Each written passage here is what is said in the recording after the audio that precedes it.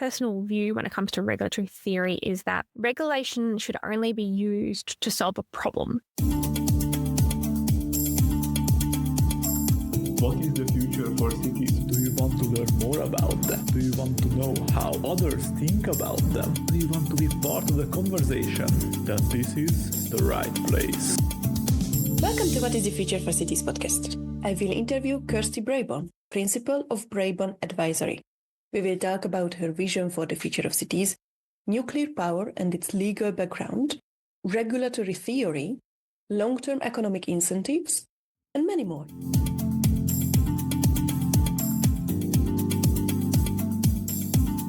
If something can operate in its own right without government intervention to regulate that activity, then that should continue without regulation.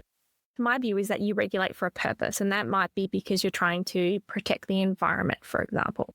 So if you're building a data center, you want to make sure that it's not in a wilderness protection area, for example, and you're not having an impact on endangered species. So that's where that law comes in, and that's the purpose. That's the regulatory theory behind that law. It might be a zoning issue. So you might want to ensure that it's not having impacts on Indigenous rights, native title, Aboriginal heritage, impacts on the local community in those farmland. That's like its regulatory purpose.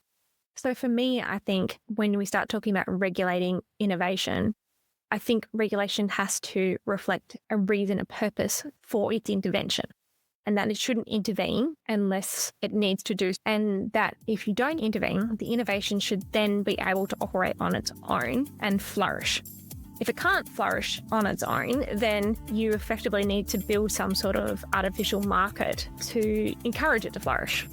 So that's the other flip side. Find out more in episode 332 with Kirsty Braybon on the What is the future for cities podcast.